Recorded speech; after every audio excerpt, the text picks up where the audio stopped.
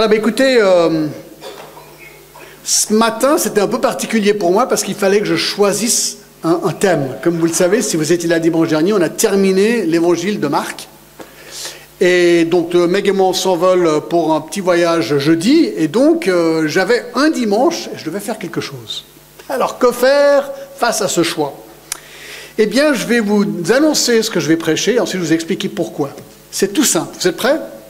La parabole du sommeur. La parabole du sommeur. Matthieu, chapitre 13. Et vous expliquer pourquoi j'ai choisi ce texte. La semaine dernière, nous avons donc terminé l'évangile de Marc, pour vous qui étiez ici,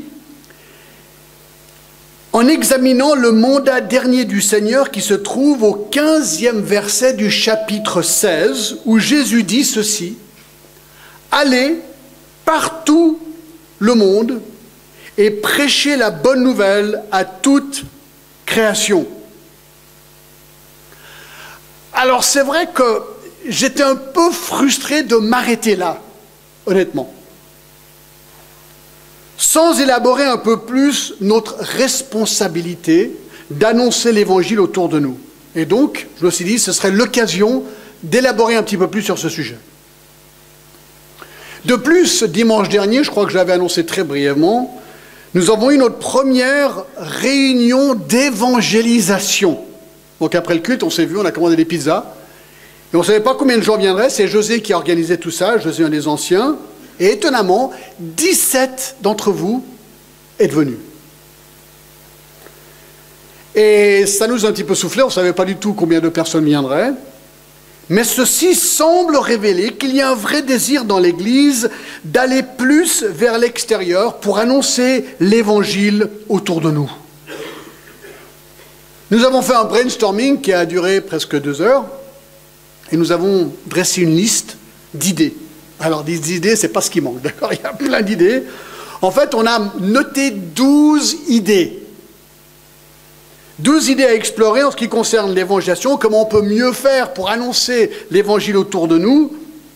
Alors, c'est très enthousiasmant. Maintenant, il faut plus réfléchir, plus prier, organiser, voir ce qui est faisable ou pas. On ne pourra pas tout faire, c'est pas possible.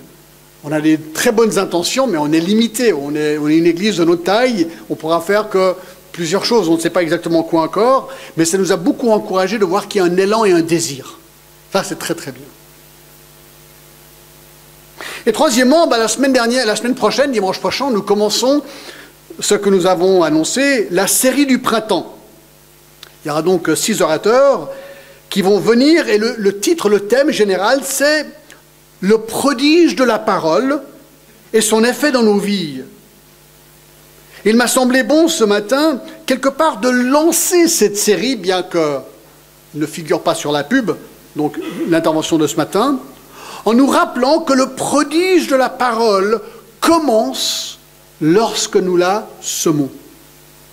Il faut la semer.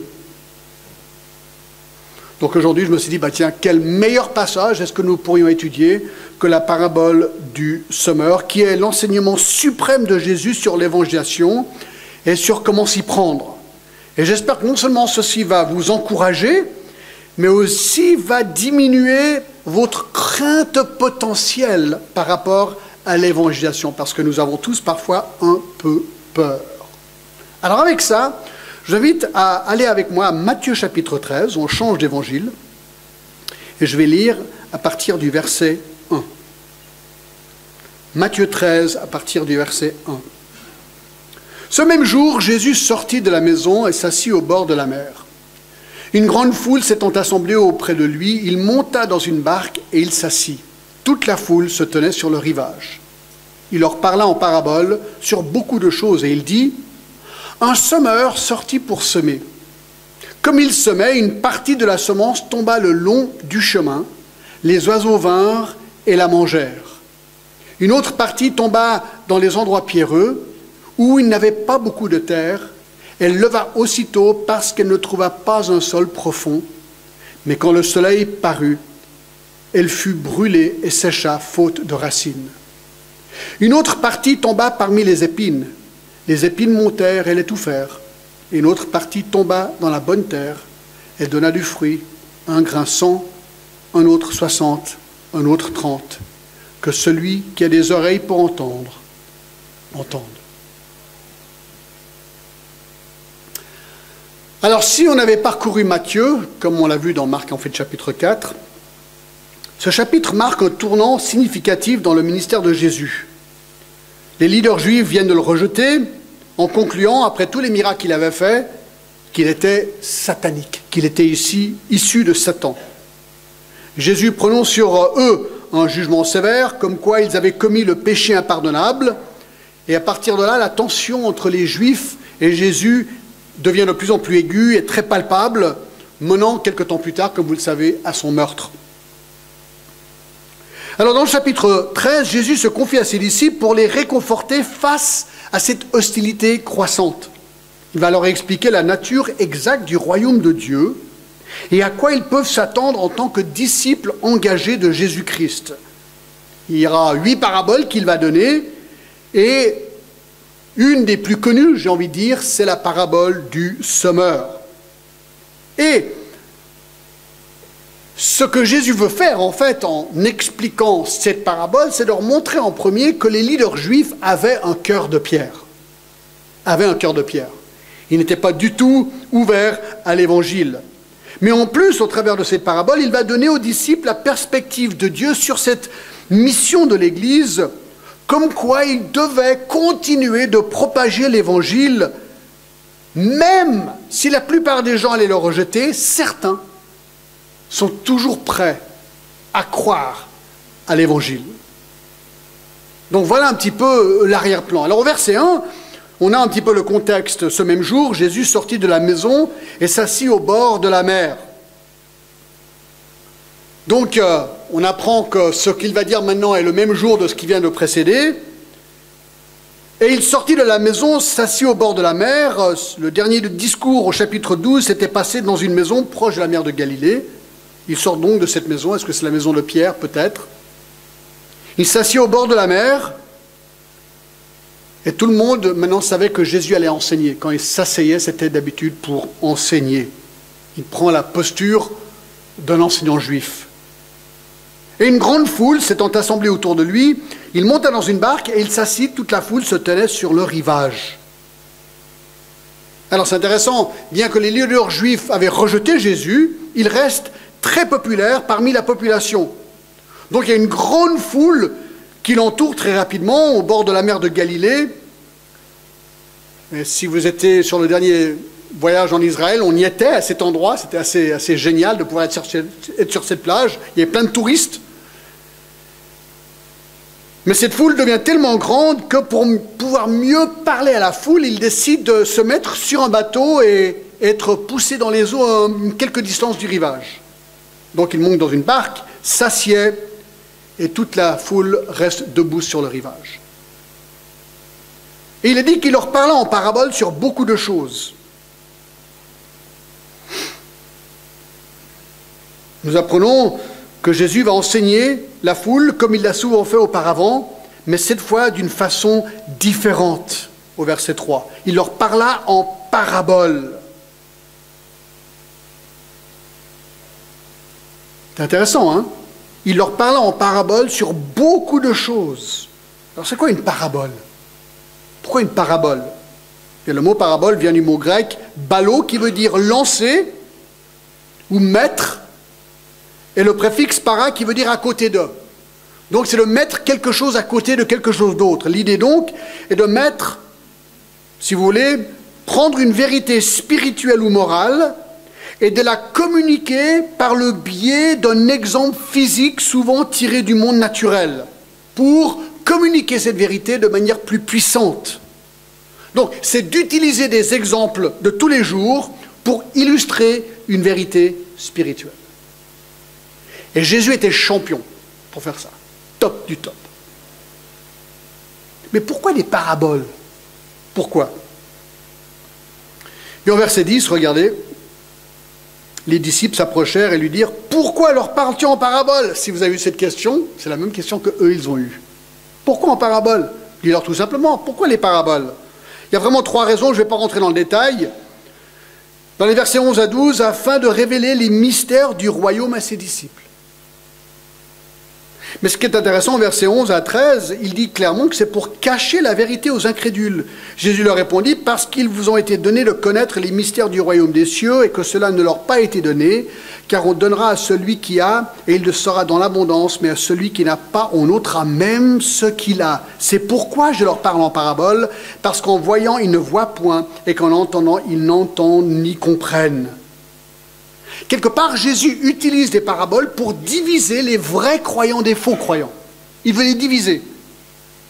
En affirmant la vérité à ceux qui l'ont déjà acceptée et quelque part en obscurcissant la vérité de ceux qui l'ont rejetée. Ceux qui sont vraiment nés de nouveau vont la comprendre, ceux qui ne le sont pas vont être confus. Et ça va montrer qu'ils n'ont pas l'Esprit de Dieu en eux.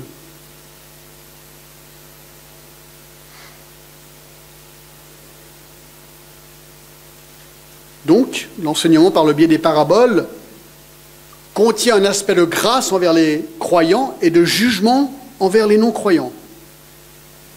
Il les maintient quelque part dans l'obscurité. Donc, avec ça, il donne sa parabole. Il donne sa parabole.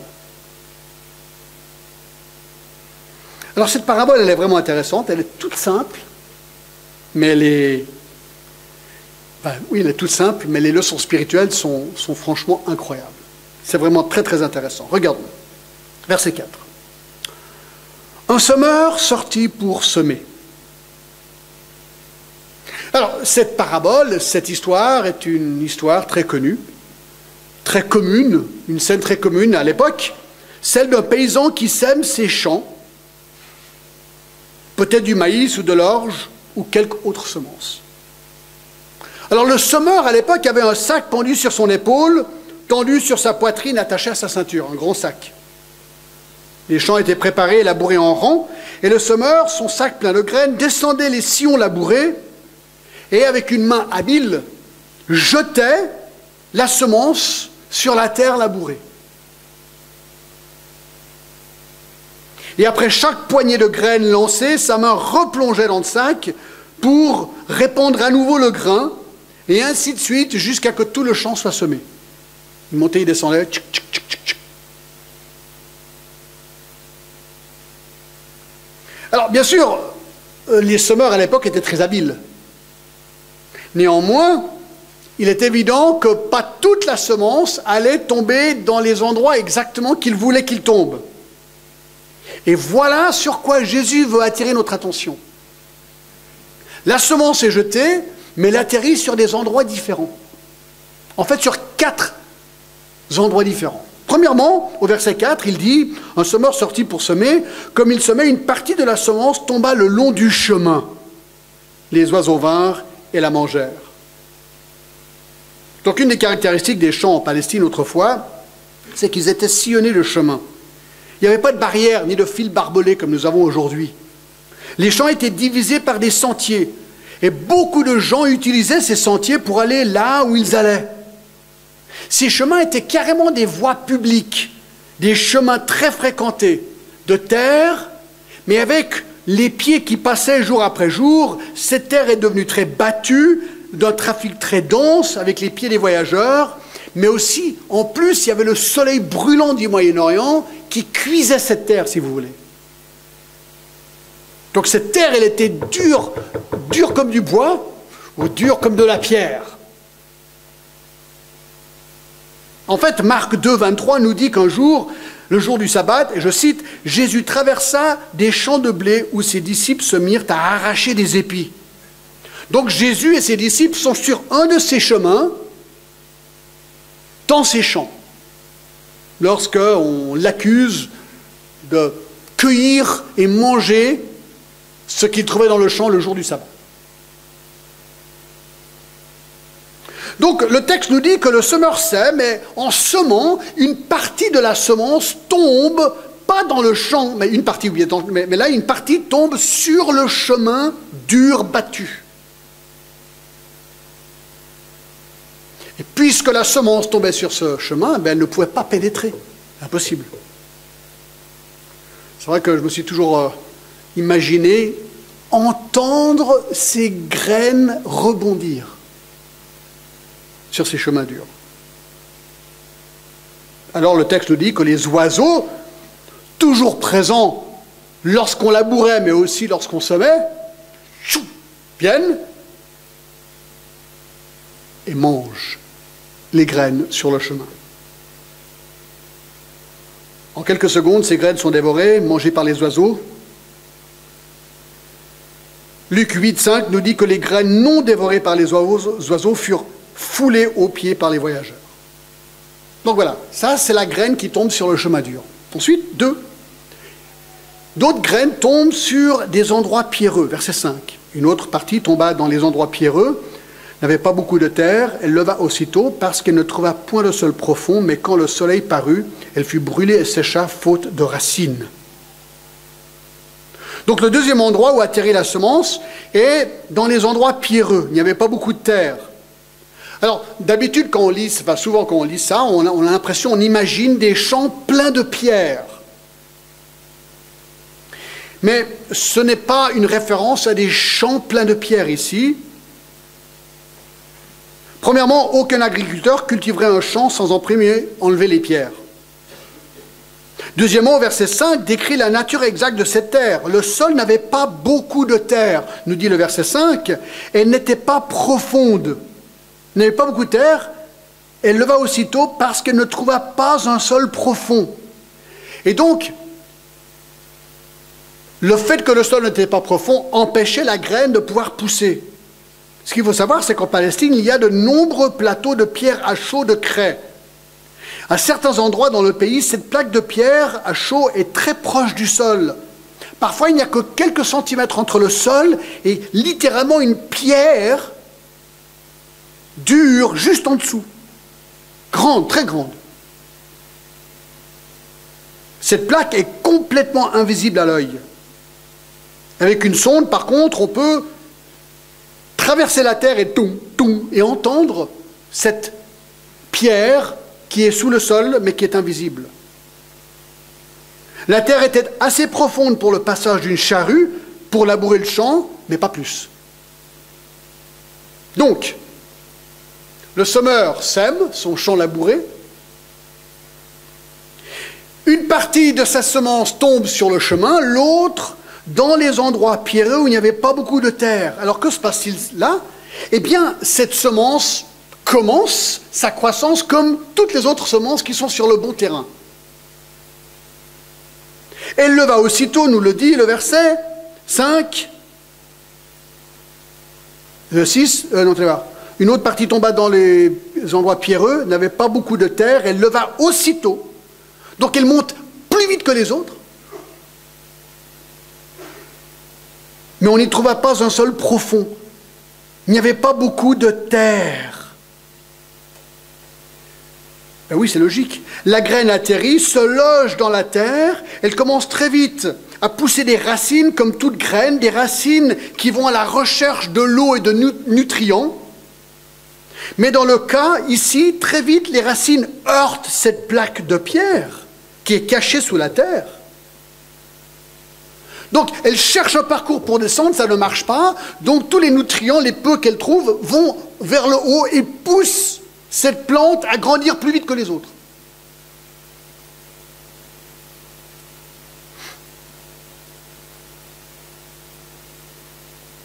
Donc, tu dis, waouh, trop bien. En revanche, cette plante a des racines plus courtes que les autres.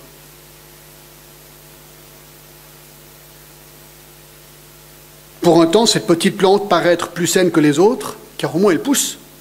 Les autres, rien. Mais très vite, on réalise qu'il y a un problème. Luc 8,6 nous dit que cette terre manquait d'humidité. La terre étant si peu profonde, l'humidité qu'elle recevait était aussitôt évaporée par le soleil brûlant du Moyen-Orient. Matthieu 13,6 nous dit qu'elle leva aussitôt parce qu'elle ne trouva pas de sol profond, mais quand le soleil parut, il fut brûlé, sécha, faute de racines. Cette plante, donc, pousse plus vite que les autres, mais meurt. Elle meurt, desséchée, brûlée, sans jamais produire le fruit qu'on recherchait.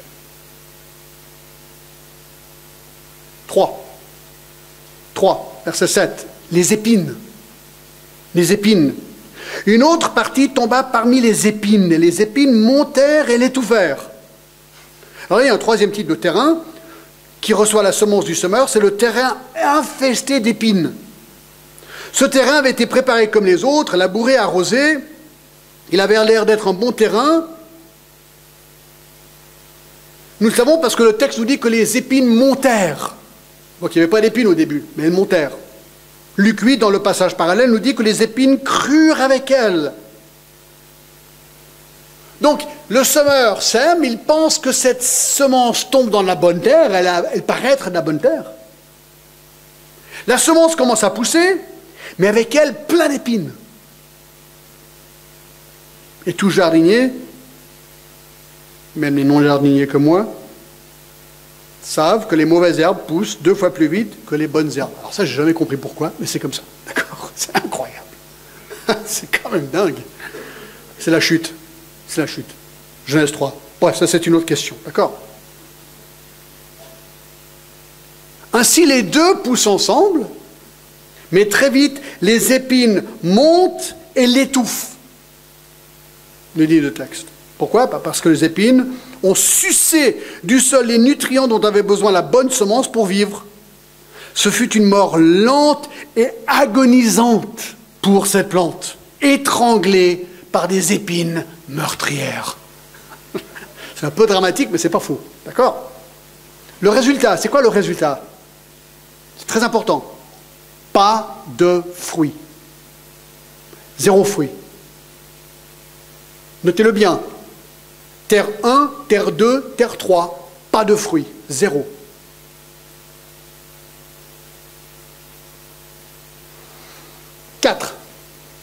Quatrième type de terrain sur lequel tombe la semence, verset 8, la bonne terre. Une autre partie tomba dans la bonne terre, elle donna du fruit, un grain 100, un autre 60, un autre 30, que celui qui a des oreilles pour entendre, entende. La quatrième terre dans laquelle la semence tombe est la bonne terre. Ah, voici la terre qui était molle, pas dure comme la terre du chemin battu. Elle était profonde et humide, loin des endroits pierreux qui empêchaient les racines de descendre dans la terre. Cette bonne terre était libre de toute mauvaise herbe et d'épines qui auraient souhaité l'étouffer. Ici, la semence explose de vie et de vitalité. Les racines boivent à volonté les nutriments qu'ils ont besoin d'avoir pour produire un fruit succulent. Les feuillages sont verts et surtout, le texte nous dit, elle donna du fruit. Un grain 100, un autre 60 et un autre 30.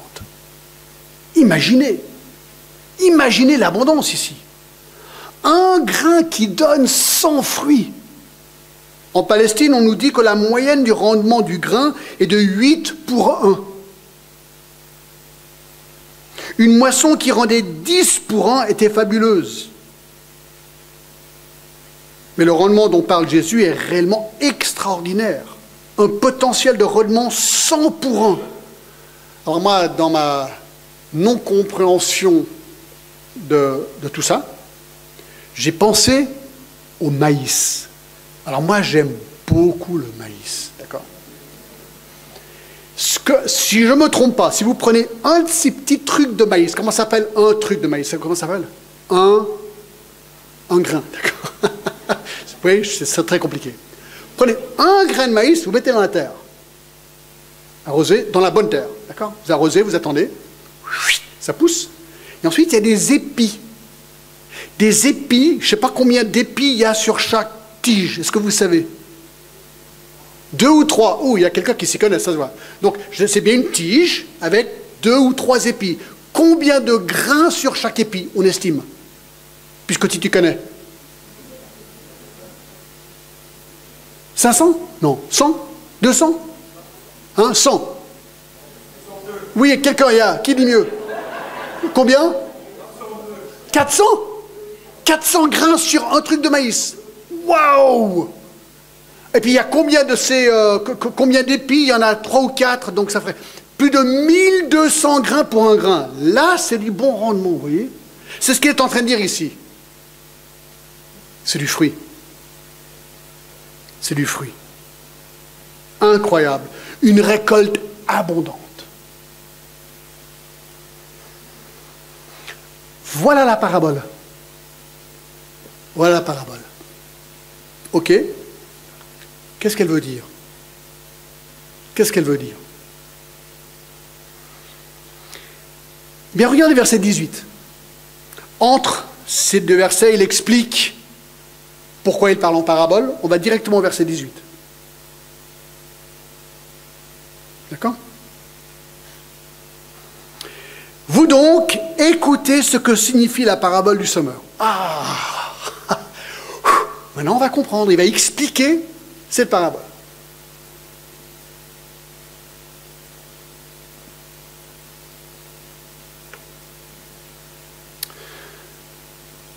Verset 10, les disciples s'approchèrent et lui dirent « Pourquoi parles-tu en parabole ?» On avait déjà parlé, d'accord? Donc ils veulent l'interprétation maintenant. Il va la donner. Alors regardez. Verset 18, « Vous donc écoutez ce que signifie la parabole du semeur. Lorsqu'un homme écoute la parole du royaume et ne la comprend pas, alors je m'arrête là. Là, on va trop vite. Posons-nous la question, c'est quoi la semence? Le grain qu'est en train de semer le semeur. Eh bien, regardez le verset 19. Vous donc écoutez ce que signifie la parabole du semeur. Lorsqu'un homme écoute la parole du royaume et ne la comprend pas, le malin vient et enlève ce qui était semé dans son cœur.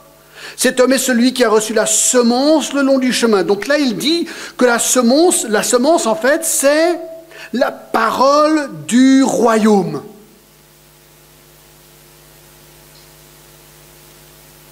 Marc 4, 14 est très clair, dit ceci. Le semeur sème la parole. Et Luc 8, 11 est plus clair encore. Voici ce que signifie cette parabole. La semence, c'est la parole de Dieu. Donc, la semence représente la parole du royaume, la parole de Dieu, c'est-à-dire la bonne nouvelle de l'Évangile. C'est quoi la bonne nouvelle de l'Évangile? C'est que malgré le péché irrémédiable de tous les hommes, que Dieu a offert son propre Fils Jésus-Christ afin qu'il paye pour nos péchés en mourant sur la croix et qu'il vainc le péché en ressuscitant des morts.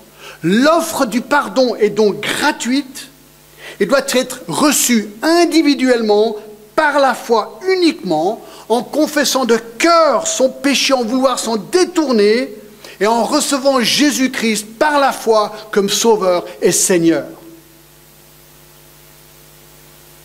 Jésus résume l'évangile lui-même dans Jean 3,16 que vous connaissez, car Dieu a tant aimé le monde qu'il a donné son Fils unique, donc lui-même, Jésus, afin que quiconque croit en lui ne périsse point, mais qu'il ait la vie éternelle. Donc il y a un jugement sur les hommes, mais Christ enlève le jugement et nous donne à la place la vie éternelle gratuitement et le pardon des péchés.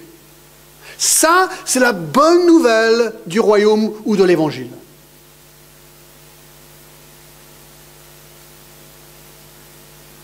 Alors notez bien ce que je vais dire.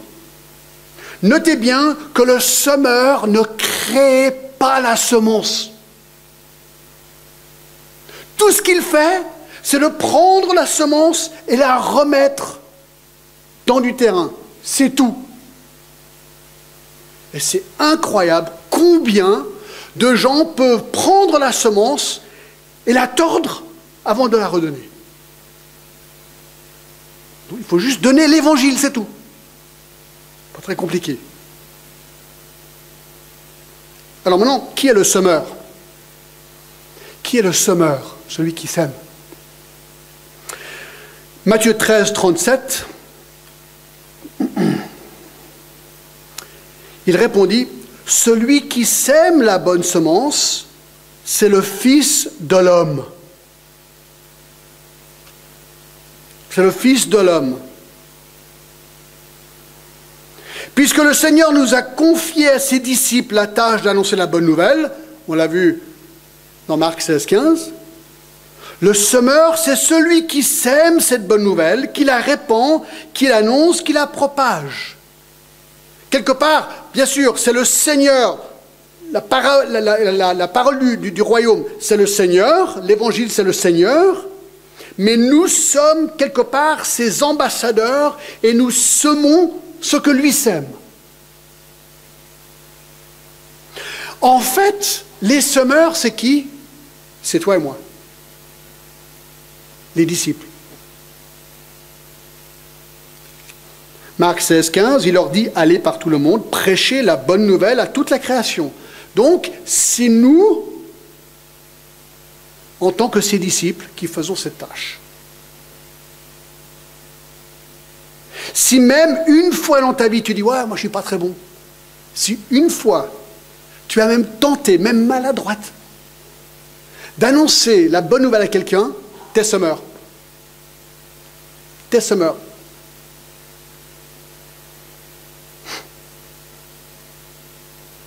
Maintenant, à partir du verset 19, dans Matthieu 13, Jésus va expliquer qu'il y a en fait 4 réactions possibles des gens qui entendent cette bonne nouvelle.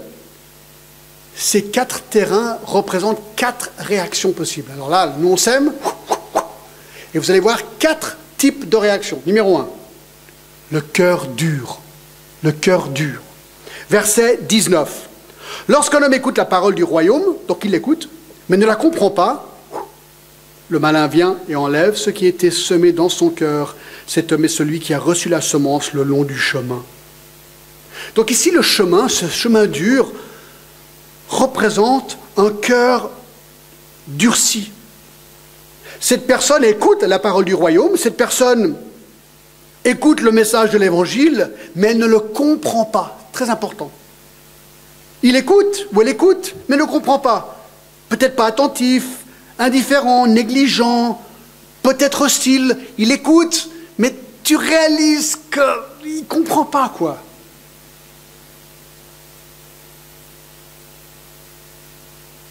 C'est peut-être ce que l'Ancien Testament appelle un homme à cou raide. Le langage et la grâce infinie de Dieu est trop pour lui. Il ne comprend ni l'amour de Dieu, ni la miséricorde, ni le pardon, ni Jésus-Christ, ni l'éternité, ni rien finalement. Jamais son cœur n'a été touché ni brisé par le remords de son péché. Il y a un blocage. Il ne veut rien savoir. Ça ne rentre tout simplement pas. L'évangile lui est annoncé. Il donne peut-être l'air d'y réfléchir. Mais après quelques instants, plus rien. Ce qui s'était semé rebondit du cœur. Et Satan se charge du reste et il vient manger ce qui reste. C'est ce qu'il dit. Ce qui ne rentre pas dans son cœur, eh bien c'est le malin, nous dit le texte, vient enlever ce qui était semé dans son cœur. Ne soyons pas surpris. En Pierre 5 nous dit que le diable rôde comme un lion rugissant, cherchant qu'il dévorera. Nous savons très bien que le diable, Satan et ses émissaires peuvent même posséder des gens. Oh, il est très actif. Il peut même aveugler l'intelligence des hommes.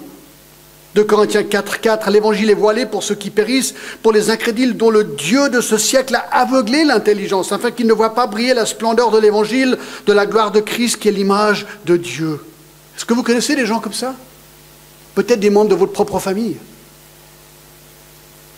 Vous avez tout fait pour essayer d'annoncer l'évangile à ces gens, mais rien. Zéro. Et plus vous annoncez l'évangile, plus ils deviennent hostiles. Ils ne veulent rien entendre. Ils regardent votre vie, ils savent très bien que Jésus a transformé votre vie, mais ils ne sont même pas intéressés. C'est pas impossible que tu sois comme ça. Est-ce que c'est toi? Peut-être tu viens ici, mais finalement ton cœur il est dur comme la pierre. Et tu n'es pas intéressé. Tu viens peut-être pour faire plaisir à quelqu'un, on n'en sait rien. Ou par tradition.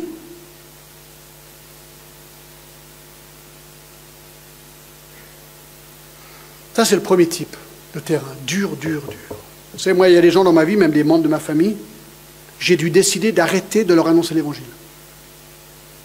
Avec mon père, c'était comme ça. Il était tellement hostile. J'ai décidé des années avant son décès que plus jamais je lui annoncerai l'évangile parce que ça ne servait à rien, ça créait que des conflits. Je me suis dit, peut-être la meilleure chose, c'est que moi je me taise, qu'il regarde ma vie, et peut-être que Dieu trouvera quelqu'un d'autre pour lui annoncer l'évangile. Alors c'est un petit peu bizarre de vous dire ça, hein, mais c'est compliqué. C'est compliqué. Deuxième type de cœur, c'est le cœur superficiel. Verset 20, celui qui a reçu la semence dans les endroits pierreux, c'est celui qui entend la parole et la reçoit aussitôt avec joie, mais il n'a pas de racine en lui-même, il manque de persistance, et dès qu'il survient une tribulation, une persécution, à cause de la parole, il y trouve une occasion de chute. Donc ça, c'est le cœur illustré par ce terrain pierreux. Alors c'est intéressant, cette personne, un jour entend l'évangile, et tout de suite, elle, entre guillemets, accepte Jésus-Christ comme son sauveur et son Seigneur, du moins en apparence. C'est l'exubération immédiate. À toute apparence, c'est une conversion réelle, immédiate, radicale, émotionnelle, euphorique, plein de feu, plein de joie, plein d'excitation, plein d'enthousiasme. On en a connu des gens comme ça. Et tout de suite, on veut les baptiser. Génial, wow, super témoignage.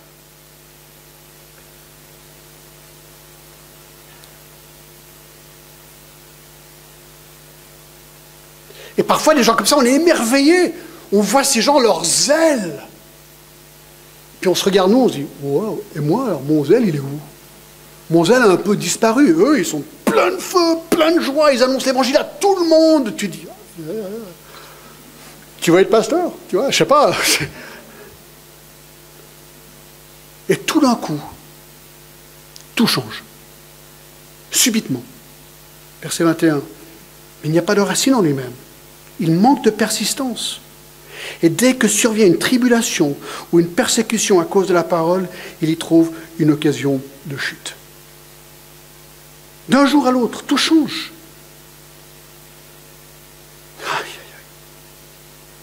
Parce qu'il avait entendu la parole, il l'avait reçue aussitôt avec joie. Tout. Pourquoi? Pas parce que les racines ont heurté la pierre. La semence s'est donc ouverte de l'autre côté prématurément. La gerbe a poussé très vite, mais sans racines. Et bien que cette personne ait été tout feu, tout flamme, il est clair qu'il lui manquait un enracinement solide de la parole de Dieu. Et qu'est-ce qui s'est passé? Tribulation, persécution à cause de la parole. Peut-être qu'on leur avait dit, et ça c'est une grosse erreur, écoute, franchement, viens à Jésus. Viens à Jésus parce que quand tu viens à Jésus, tout ira bien. Dieu va te bénir, il va te donner un travail, il va te donner des richesses, il va te guérir, ton mariage ira mieux, tout ira mieux dans la vie. C'est super, viens, il va te donner la paix, la joie, ça va être top. Alors, c'est pas faux, d'accord? C'est pas faux qu'il nous bénit. Mais Jésus a aussi dit, prends ta croix et suis-moi. Est-ce que tu es prêt à mourir? Est-ce que tu es prêt à souffrir?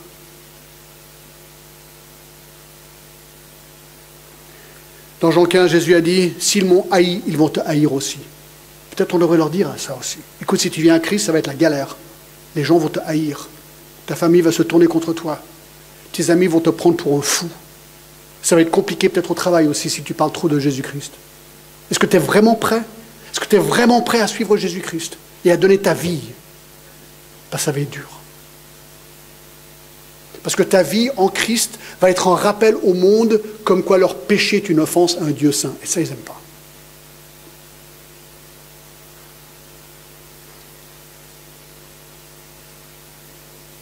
Et alors, cette personne, pouf, disparaît. Alors, question, je sais vous la poser, chrétien ou non chrétien ici? Un chrétien ou un non chrétien? Moi, je vous donne mon opinion là-dessus. Je pense que c'est un non chrétien pour deux raisons. 1 Jean 2, 19, ils sont sortis du milieu de nous, mais ils n'étaient pas des nôtres, car s'ils avaient été des nôtres, ils seraient demeurés avec nous. Mais cela est arrivé afin qu'il soit manifeste que tous ne sont pas des nôtres. Quand les gens quittent subitement, alors peut-être qu'ils vont dans une autre église, je ne suis pas en train de dire ça, mais les gens qui viennent à Christ et qui quittent, et ils ne sont plus du tout dans le Seigneur pendant longtemps, on peut se poser la question, franchement, est-ce qu'ils étaient vraiment convertis? Judas, 3 ans, il a joué le jeu. Il s'est avéré qu'il n'était pas chrétien. Deuxièmement, et moi ça me pose un vrai problème ici, c'est le fait que cette personne ne produit pas de fruits. C'est que la dernière semence qui produit du fruit.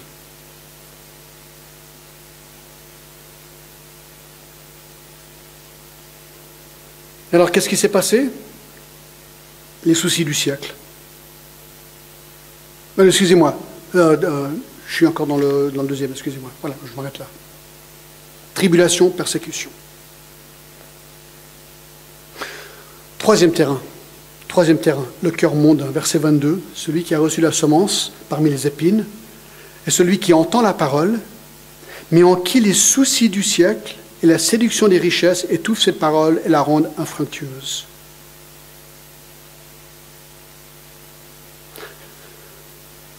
Comme les autres, cette personne entend la parole annoncée.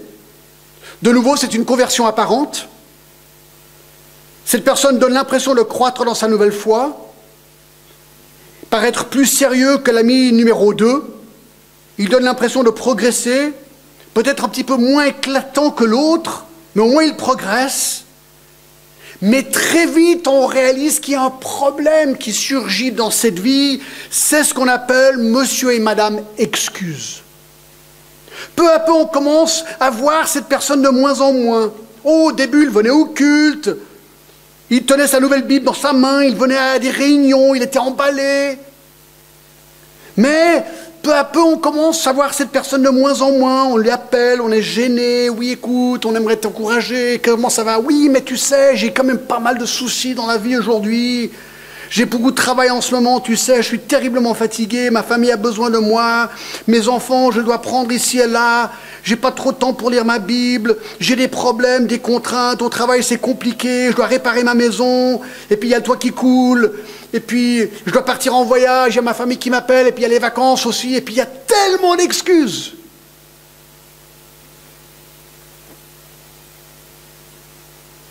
Alors, je ne suis pas en train de dire que c'est un mal de réparer ton toit qui coule et de partir en vacances. Je ne suis pas en train de dire ça, d'accord?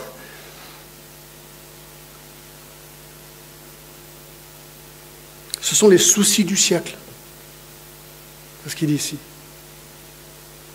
Toutes ces choses pour lesquelles les gens se font des soucis, tous les problèmes qui peuvent arriver à une personne d'aujourd'hui, problèmes de carrière, de travail, de chômage, de logement, de maison, de voiture, de hobby, de vêtements, de vacances, de prestige, de politique, d'enfants, de mariage, de célibat, de déprime.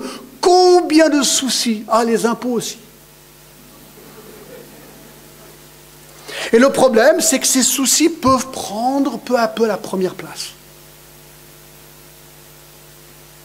Et la personne ne s'épanouit pas dans le Seigneur. Elle est toujours écrasée par les soucis. Elle ne peut pas s'en libérer. Elle ne cherche que la pitié des autres, qui ne semblent jamais répondre aux besoins de la personne. Parce que c'est toujours plus compliqué. Et là, tu me donnes des solutions trop faciles. Et c'est toujours la faute des autres. Toujours. Il y a aussi la séduction des richesses. L'invasion des autres convoitises, Marc 4, 19. Luc nous dit les plaisirs de la vie. Cette personne est peut-être séduite par les richesses, tout simplement. Alors c'est intéressant, ce n'est pas les richesses elles-mêmes. Il y a beaucoup de gens riches dans la Bible. C'est la séduction des richesses, c'est très différent. Il aime la richesse. Il vit sa vie comme quoi ses richesses sont la réponse à tous ses besoins. Il n'est peut-être pas riche, mais il veut l'être. Il met toute son énergie pour le devenir, le travail, la carrière, l'avancement, les voyages, les loisirs, sport, ski. Et on voit la relation et l'engagement du Seigneur baisser.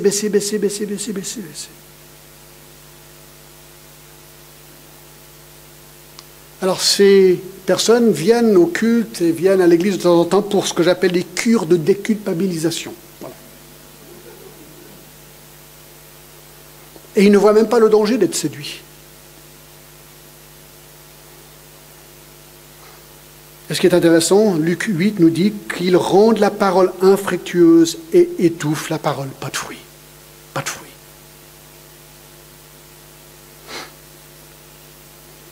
Est-ce que vous connaissez des gens comme ça? Ils ont donné leur vie au Seigneur, du moins en apparence. Mais peu à peu, on les voit s'éteindre. On essaye de les aider, mais il y a trop de problèmes.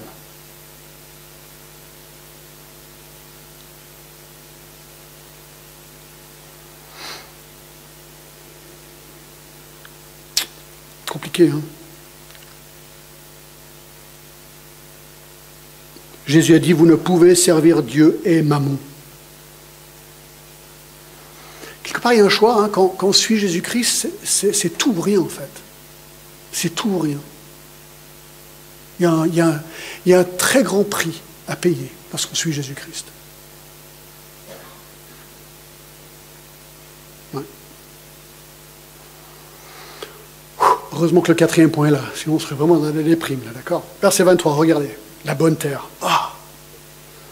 Celui qui a reçu la semence dans la bonne terre, écoutez très bien les mots, c'est celui qui entend la parole comme les autres, regardez la différence, et la comprend. Il la comprend. Lui porte du fruit. Et un grain en donne 100, un autre 60, un autre 30. Donc comme les autres, il entend. Mais la différence, c'est que lui, il comprend la parole. Vraiment. Il comprend l'évangile. Il saisit l'évangile. Il discerne l'évangile. Il comprend le but de l'évangile. Il comprend son péché. Il comprend la grâce de Jésus-Christ. Il comprend la mort et la résurrection. C'est clair. Et il est meurtri par son propre péché. Et tout ce qu'il veut, c'est la seigneurie de Jésus-Christ dans sa vie, pour le pardonner et devenir le maître et le seigneur de sa vie. Il est prêt à payer le prix. Il te dira, je suis prêt à payer le prix. Seigneur, fais ce que tu veux avec ma vie. Ce que tu veux.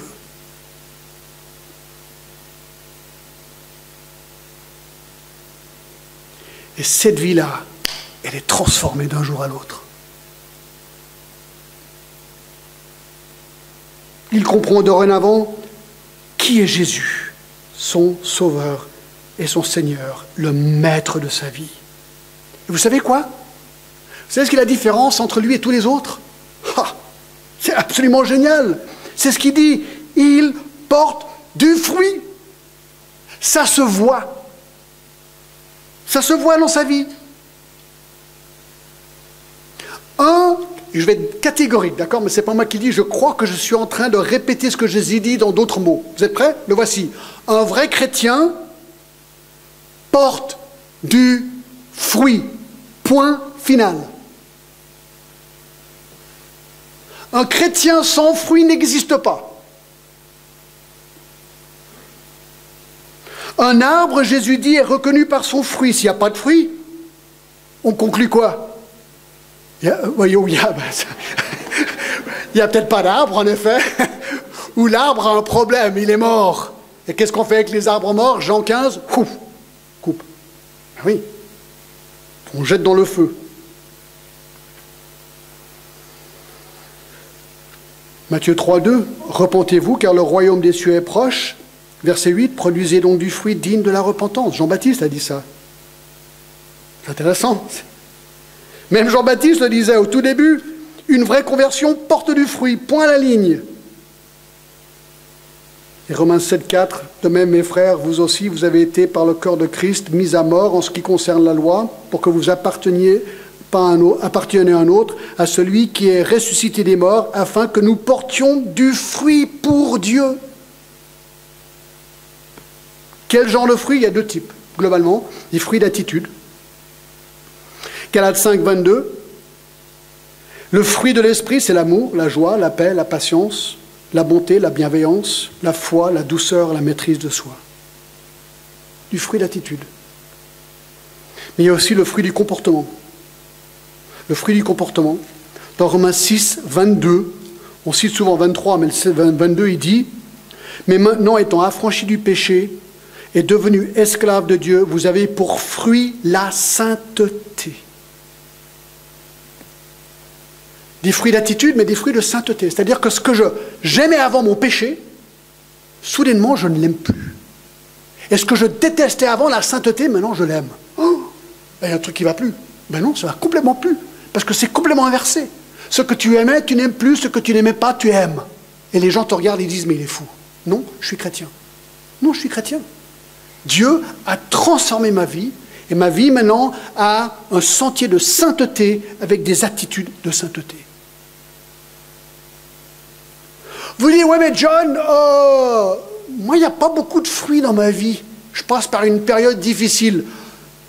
Soyez rassurés. Regardez ce verset absolument génial. Matthieu 13. Et le verset 23. Celui qui a reçu la semence dans la bonne terre, c'est celui qui entend la parole, qui la comprend, il porte du fruit. Et en un grain en donne 100, un autre 60, un autre 30. On ne se compare pas aux autres. Pour certains, il faut gratter, mais vous allez trouver du fruit. Tout le monde porte du fruit. Certains beaucoup, visibles, d'autres moyens, d'autres peu. D'autres, parfois, on peut passer par des périodes très, très difficiles et on se demande où est le fruit. Mais il y en a. Il y en a.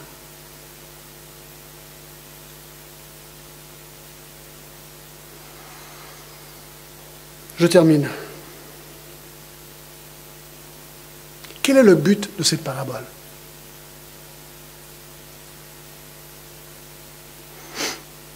C'est super. Le voici. Ce n'est pas moi qui prépare les terrains. Ma seule responsabilité, c'est de semer. Ça, c'est le but de la parabole. Nous sommes des semeurs. Je tire de mon sac la graine et je la lance. Et cette graine tombe sur toutes sortes de terrains. Ça, ce n'est pas mon problème. Vous dites, oui, mais je suis nul à l'évangélisation. Puis quoi? Ça ne change absolument rien si tu es bon ou tu es mauvais. L'évangile, c'est l'évangile. Si tu connais Jean 3,16, tu es évangéliste. D'accord? Dis-moi témoin. Tu lances. Ah, mais ils ne sont pas contents. Bah, c'est peut-être pas le bon terrain. Mais continue à semer. Et peut-être un jour, tu verras, ah, génial, c'est tombé sur un bon terrain. C'est ça, en fait. Ici, c'est un encouragement à simplement semer. Aussi bien ou aussi mal que nous savons le faire. Alors voilà l'encouragement. Semons. Semons. Et voyons où les graines atterrissent. Voilà la leçon. Prions. Seigneur, on est tellement encouragés ce matin parce que on réalise que l'évangélisation, c'est ton travail.